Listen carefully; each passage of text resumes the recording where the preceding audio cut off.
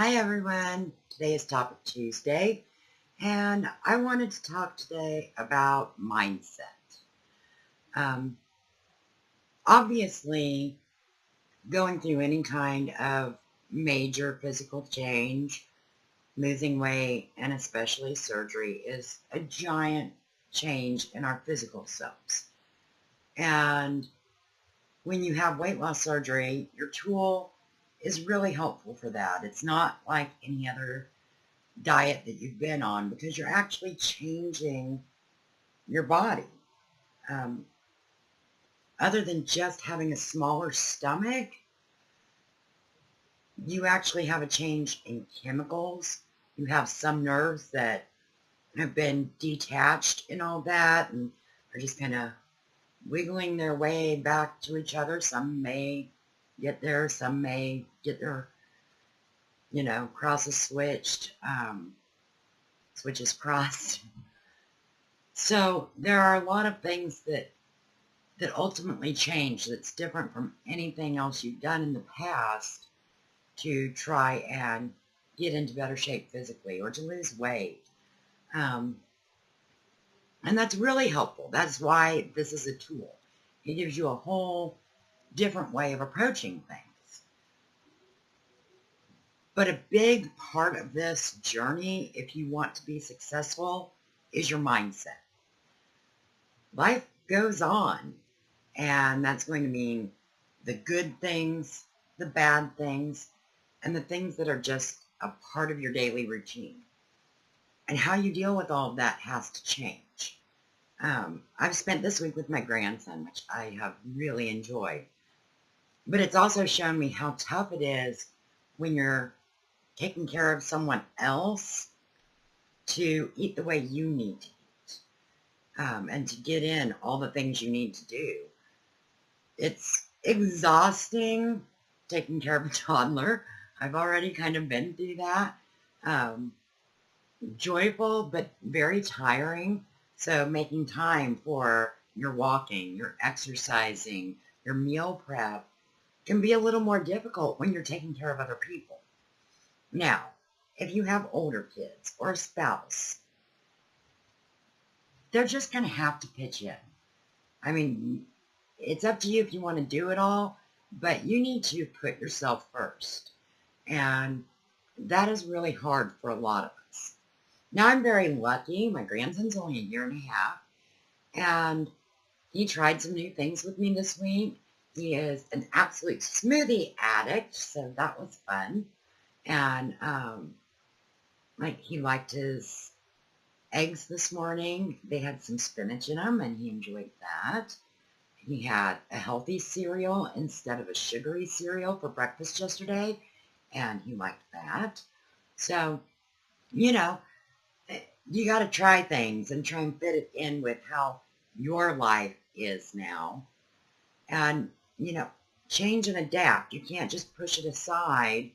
You've got to find ways to deal with your daily routine that isn't going to jeopardize you or sabotage you. But then there's also the things that aren't part of daily life.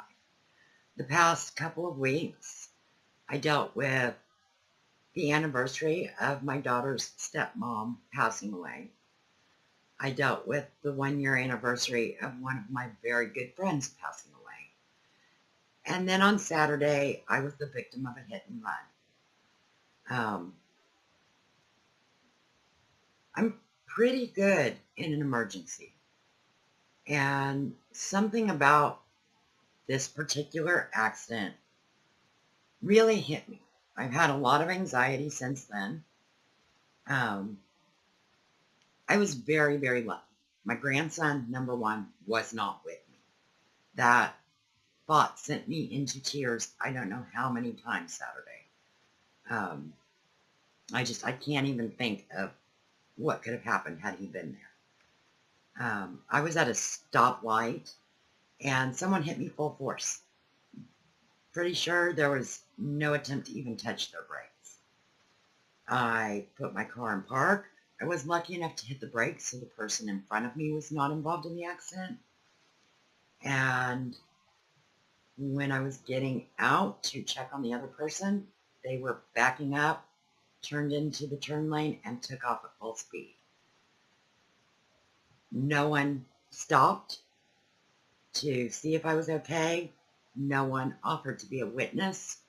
Everyone went about their business. And it hit me really hard. I was in shock. I was having an anxiety attack. I pulled over into the strip mall that was close to me and called 911. It took 40 minutes for an officer to get there, and he acted like I had wasted his time. He told me I should have just reported it online. And I continued to sit there for a little over another hour, talked to one of my friends on the phone, and the pain was finally setting in. So I drove myself to the hospital. Everything about it was kind of rough for me. The fact that the 911 operator and the officer, neither one realized that I was in shock or having a panic attack, and just left me on my own. The fact that nobody bothered to stop. The fact that I was freaking out and I was in pain. And so all I could do was make sure I was okay by going to the hospital. Luckily, I just had whiplash. It's exacerbated my osteoarthritis. Obviously, you can see that I'm moving okay for the most part. My neck is still really stiff. I have spasms in my lower back. My left shoulder especially has been hurting, and my right shoulder has been very tense. But I'm extremely lucky, and I'm doing my best to focus on my gratitude.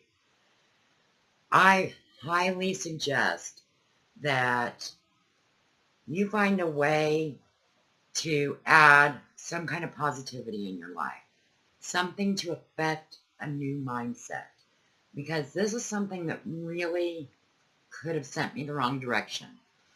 I'm still having a few issues with it. I still believe in people after all, but the fact that there were people at every side of that stoplight and no one stopped, it really bothers me. It's rough, but I had several NSBs that came out of it. Obviously, when you go to the hospital, they check your blood pressure. This has been one of my least favorite things at a doctor's for years. So my blood pressure was checked probably 5 times while I was in the ER, and they used a regular blood pressure cuff on my upper arm, and it fit, and it didn't pinch, despite my extra skin and everything, and it didn't make me feel violent towards the person taking my blood pressure. So I was like, okay, you know what? That's pretty cool. Then while I was sitting and waiting for the results of my x-ray and CT, I had my phone in my hand, but it wasn't on. So you just have that black screen that you can kind of see in. And I noticed this weird bone over here. I was like, I didn't feel any pain, but what is this? And then I see it's on the other side as well. It's my collarbone. I have a collarbone. When I brought this up, one of my friends just laughed at me and rolled his eyes.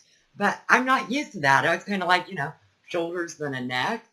So I'm like, hey, what do you know? What an interesting thing to discover while you're sitting in the emergency room. So because of my osteoarthritis and the spasms I get in my lower back, they suggested not only ice packs for my pain, because I can't take ibuprofen. We aren't allowed to have NSAIDs for the swelling. So they suggested ice packs for the swelling, and hot showers to relax my muscles, and a hot bath to relax my lower back. Because when I get spasms in my back, it shoots straight up through my shoulders, my neck. It just makes everything worse. And I'm like, yeah, I've only tried less than a handful of times to take a bath in the past couple of decades because, let's be honest, at the weight I was at, it was very uncomfortable.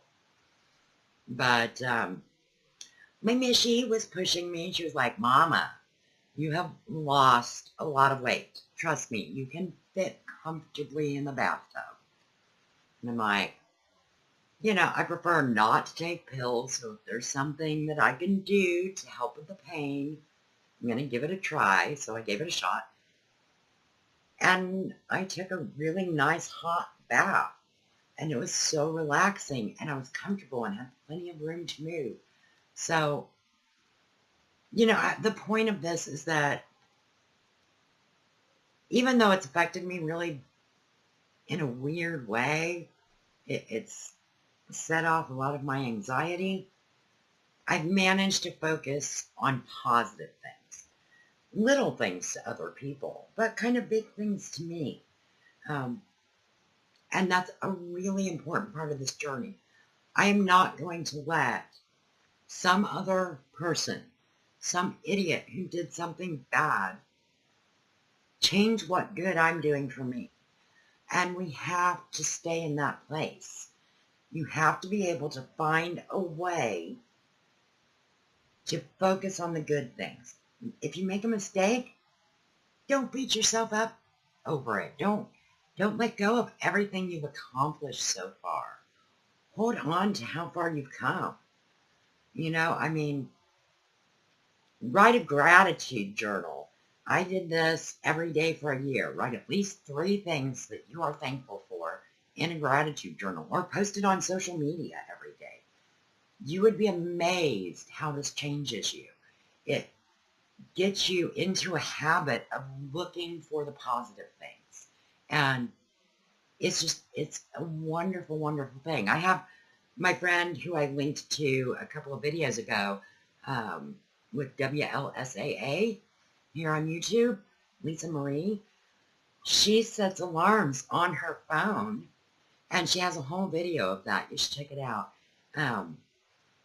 She sets alarms on her phone to remind her to get up and walk around, or to tell her what a good job she's doing.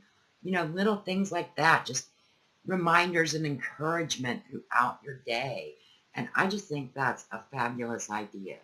So, we talked before about how important support is, and it really is. No matter who it is, but even more so is being right with yourself. You've got to be able to change the way you think, not just about food or exercise, but not letting yourself drown in your own head. It's probably the most important part of this journey, or any journey towards health, whether it be physical health, spiritual health, mental health. Getting right in your own head, that's everything. That's the biggest part. And if you need help with that, just reach out.